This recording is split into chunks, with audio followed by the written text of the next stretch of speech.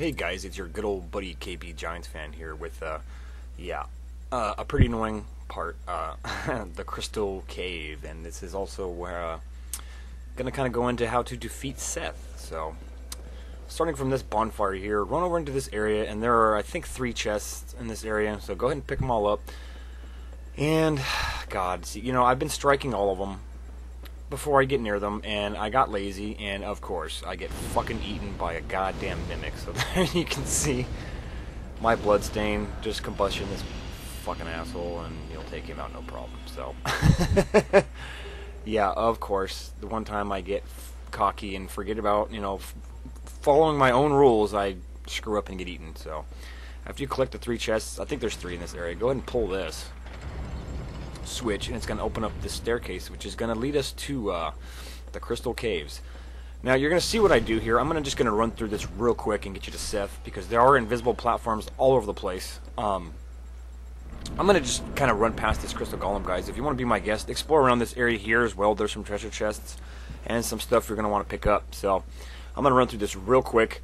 If you want to know where the Crystal Caves, there's a lot of stuff in here, and invisible platforms everywhere. So the way you can tell where they are is there's kind of snowflakes falling from the sky, and they will drop onto the invisible platforms and let you see where you can step and where you cannot. There's another couple ways you can do this. You can kind of make yourself a path by dropping messages down, like you'll see right here. See how the snowflakes are dropping on the floor? That's one of the invisible paths. So I'm just going to run through here real fast and show you guys where Seath is, and just get this over with so you can explore at your leisure. There's a couple ways, like I said, for you to you can drop a message down, like you see there's a developer message, because you know I'm playing offline, so you can just run along. If you keep going along that path, there's more invisible pathways over there. So we're just going to head up Seath. So you can also drop like those little I forget what they're called, little items to make yourself a path. You can actually shoot arrows too at the ground, and that will show you where you can and cannot step.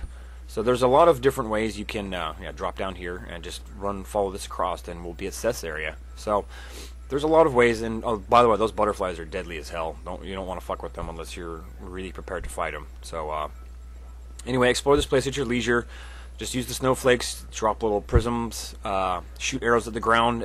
That's pretty much how you navigate your way through the invisible platforms. And we're nearing in on Seath's area, and there are clams around here. I suggest using your normal little fireballs and take them out, because they can follow you into Seath's area, and I've had it happen to me before. I don't know if that's been patched or not, but it's a pain in the ass if you have these fucking clams coming in when you try to fight Seath. Seath is going to be extremely easy, as long as you save your 4 great fireballs, and if you have about 8 fire orbs. I think about 8 or so. That's going to be about all we need to kill him. He's extremely weak to fire, at least it sure appears that way. We're just going to combustion the crap out of him. Not combustion, but we're just going to throw a bunch of fireballs at him and take him out real quick. Real quick and easy. As long as you're a pyromancer, you know, this guy's, he's freaking easy, so don't worry too much about him. As long as you have enough fireballs to take out these stupid clams. You really don't want to have to deal with them when you're in there fighting Seath. Yeah, you fucking clams, dude. These things are annoying to me. So I hope that was an easy way to kind of navigate through the Crystal Caves, guys. That's really the only place you have to do, is just to come right into here and kill Seath. So there's one more I'm going to take out, and you can probably leave him alone. But again, it might be a good idea to take out these clams, because got hit again. They will enter the room. I swear they've done it to me. They'll enter the room when you're fighting Seath, and they'll be a pain in the ass. So now that we've taken all those clams out, Seath, as stated before, is invincible. You cannot damage him whatsoever until we take out his crystal power. I don't know how to. It's a crystal, and it's what gives him his eternal life. And it's going to be in this area here. I'll show you exactly where it is. It's actually that glowing crystal right back there. That's the first thing we're going to want to do, is just run up and strike it down with your sword. Once you strike that thing down, just get in close to Seath. I mean, real close. You'll see what I'm doing. And chuck fireballs at him, and it will be as simple as that. He will go down without much of a battle. So, as long as you've got your 20 Estus flasks, or at least about 15 or so, or whatever, you should be fine. This is not a hard battle. We've dealt with worse, so this is probably going to take me about 30 seconds to kill him, I think, if that. So, you'll see what I do. We're going to run up and strike down this crystal. I kind of lose my bearings a little bit when I first come in here, and I can't remember exactly where it is. So I'm thinking it's behind him. And yeah, watch out for the curse. You don't want to get cursed. He shoots those those crystal things all over the ground, and they will curse you, and will curse you real fast. And that's the big problem. That's the thing to worry about in this battle, is just try not to get cursed. See, right there, he's starting to get me, and I'm just like, hey, fuck you, Seth. So run over here and destroy this thing right here. Once you've taken out that crystal, he is no longer invincible. So then we're going to want to get in close and chuck our fireballs at him.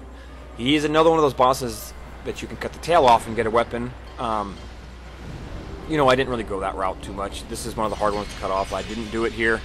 You have to hit it at the very tip of his tail. If you cut it off, you'll get a weapon, or, you know, whatever, all that good shit. So you see what I'm doing? Just get in real close to him, try to avoid those cursed things and avoid his little tentacles, and chuck fireballs at him. Great fireballs, fire orbs, and he will go down real quick and easy. As you can see, I'm trying to get away from that shit and just chuck him at him, dude. I mean, you can use your sword or whatever if you want to too, but this to me is just the fastest way to just wipe his health down. And pretty simple boss, man.